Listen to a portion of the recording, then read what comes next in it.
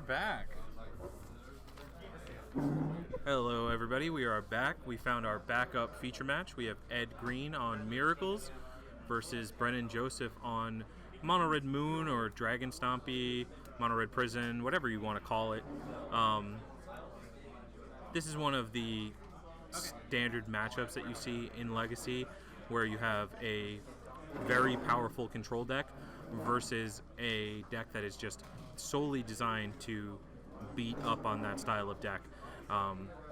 Brendan's going to be trying to resolve threats, Chalice of the Void, Blood Moon, and then follow that up with a quick clock like Legion War Boss or Goblin Rabble Master, something in that realm of creatures.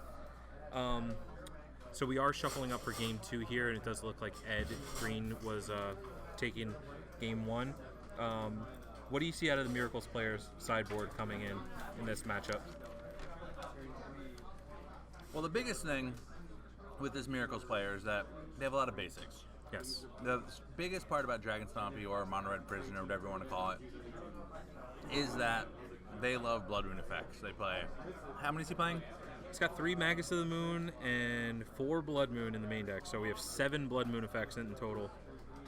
And that's 7 main prison pieces that don't really do anything against the Miracles list. So I could really see why Ed Green took game 1, even if we didn't get to watch it. With that being said, the Miracles player does have one back to basics that isn't really going to hit a lot, and 2 counterbalances that are going to have a hard time hitting the 3s and 4s that the Dragon Zombie player wants to play. Cool things that Ed Green is playing. He is playing 2 Narset, so this is the second time we've seen a Narset, and 2 Teferi Time Ravelers. I've really been in love with that card, especially in Legacy. The ability to play very powerful sorceries at instant speed does have a lot of value. In the Miracle sideboard, I do see a super spicy Baneslayer Angel, which I could justify bringing in against this matchup. Celestial Purge is also a nice one. Celestial Purge, 2 Disenchants, and there's another Dovin's Veto. People are really leaning here. It does nothing in this matchup, but I can definitely see why you would want something like that coming in. It could be a card that I actually try out in my Miracles list somewhere. I've been looking for a better counterspell in the sideboard because when you have something like Flusterstorm not doing as much as you want it to against cards like Planeswalkers and such.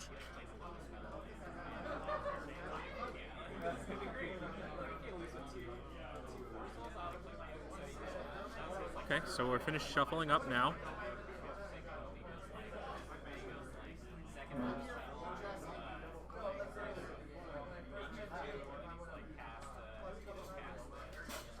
And let's see what we got coming into game 2.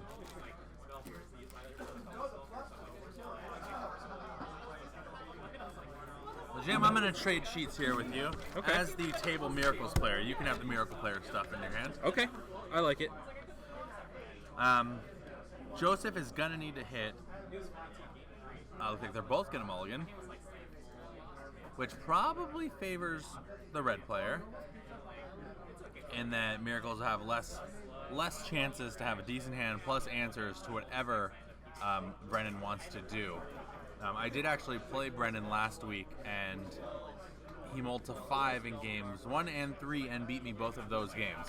I won the game 2 where he did not mulligan, so this deck is going to mulligan extremely well if it can find a relevant hate piece that it can resolve on turn 1. That being the most important part. If he goes Ancient Tomb, removes his Simian Spirit Guide, and resolves a Trinisphere, this will be a completely different game than if that Trinisphere gets Force of Willed, and Ed Green just gets to plow on in typical Miracles fashion. Yeah, that really is the one game-breaking card out of the Mono Red Stompy list in this matchup. Trinisphere has the biggest impact on the board, other than Chalice of the Void. Chalice of the Void does shut down a large percentage of what Ed is doing in terms of his Brainstorms, his Swords to Plowshares, his Ponders. And we do see the Trinisphere from Brennan Joseph. But does he have the lands to get it out in an early fashion? They're both going to scry. Brennan's going to leave it on top.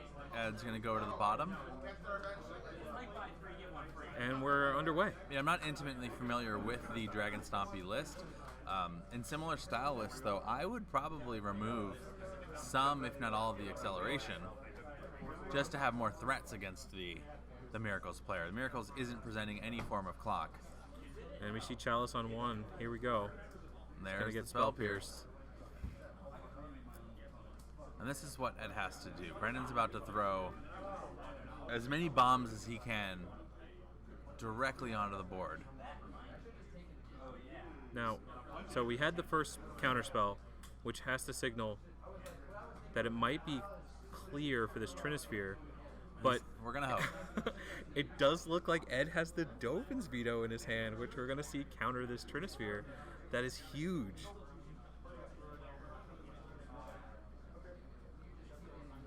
I mean, typically, Ed really only needs to answer 1 or 2 more threats in this situation. There it is. Before Brendan's going to start running out of gas. I mean, having the turn 2 Chalice, turn 3 Trinisphere countered is enormous because he needs that virtual card advantage and that virtual tempo to stop Ed from just steamrolling him in card advantage.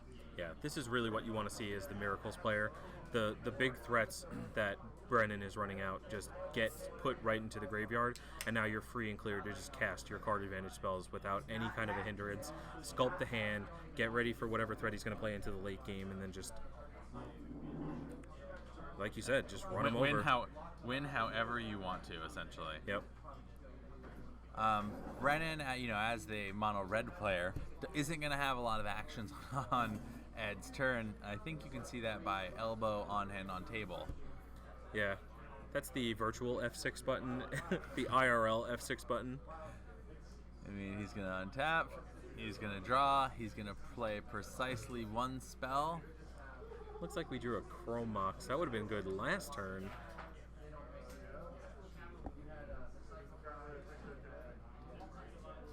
We have the Chrome Mox. Removing a Fiery Confluence. What do you think about that, leaving in Fiery Confluence in this sort of matchup? I think I would leave in Fiery Confluence and remove Chrome Mox. That's a P and Kia. We're gonna brainstorm. Brainstorm, looking for an answer to old mom and dad. We drew the Force of Will, got it unlocked. Ed Green had it all.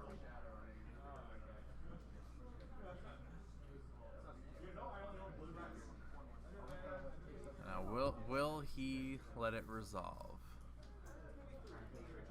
He is starting to get low on resources. Forcing twice is kind of a big deal.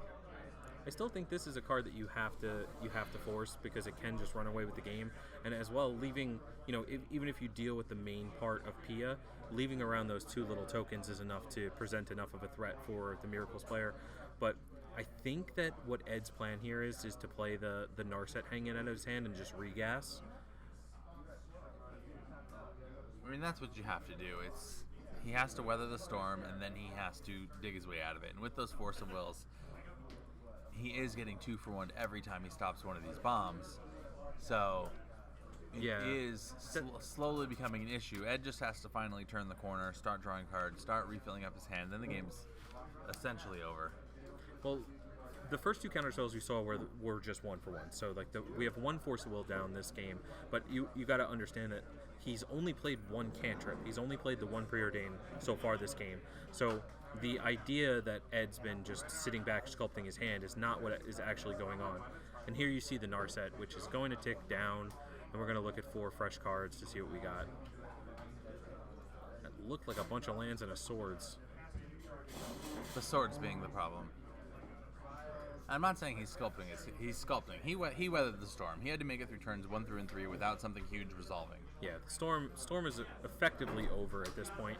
Like, once you have the 4th, 5th, 6th land in play, like Ed's going to be able to get to, cards like Chalice, cards like Trinisphere matter less and less and less. And more importantly, Brendan has 1 card in his hand, so... Yeah. I think it's a Goblin Rabblemaster or a Legion War Boss, but now that Ed's shown that he has the Swords to Plowshares, you're not going to want to run a threat like that out into just getting Swords to Plowshares. You're going to want to have 2, maybe 3 different threats, and okay. Jace the Mind Sculptor. That's the payoff that we were looking for. This is the official proverbial turn the corner. Consider it turned.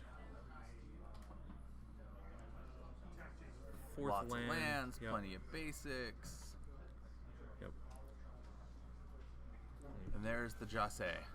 Smart of Ed to leave the Tundra up, still representing the Swords to Plowshares, potentially maybe a Brainstorm here, if we find one, and Brendan doesn't commit to the board any further. Brendan's still F6ing from his side of the table. Yep. And Ed Green has got the goods. This is what you like to see as the Miracles player. It's just, the opponent not enjoying themselves very much, and you just having a grip full of cards. We have a City of Traders.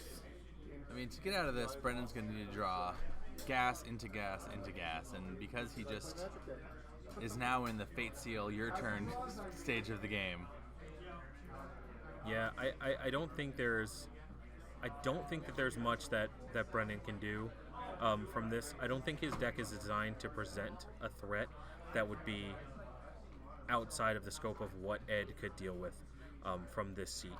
I think that Ed has fully turned the corner. I think that this game is pretty much a lock for the Miracle side of things, and we'll just see the slow uptick of Jace into the end of the game here. Six or five cards. This is what could happen. He could draw. He needs to stop drawing lands. Yes. I'm thinking he needs to start. Things need to start resolving. A Trinisphere off the top would be a great way to start it, because then all of a sudden, that Swords to Plowshares cast 3. Things start costing more. You also need Ed Green to start bricking on a lot of these things he's drawing. The Fate Seal's revealed lands 3 times in a row now, so yeah, that's not good. I guess that's step 1 is Fate Seal needs to reveal something other than land, and then there needs to be something better behind that.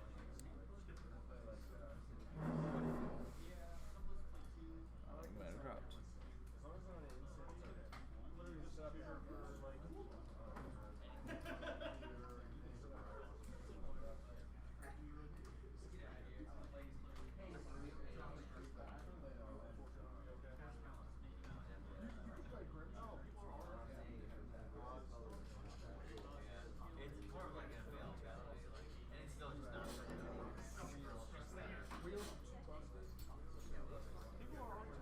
And I think we went offline, but I don't really know. There we go. nope, we're back. And we're back. Sorry about that. Technical difficulties. Nothing's changed much. There have been Fate Seals. Well, nope, Jace is ulted, so that's what Jace has ulted. That's what's changed. Brendan's library looking a lot less large. I will say I've never seen anyone sit through a Jace ult. It's a bold move. Bold strategy, Cotton.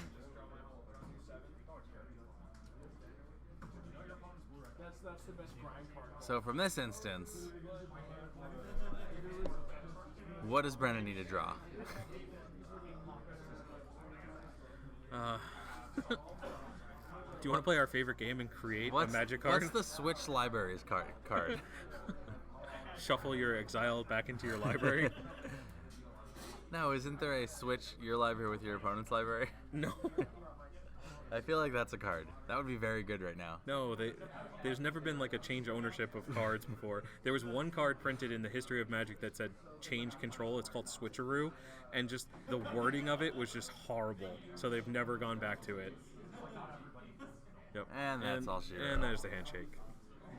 So we have Ed Green 2-0 over Brendan Joseph, the Dragon Stompy player. Underdog's not looking good so far today.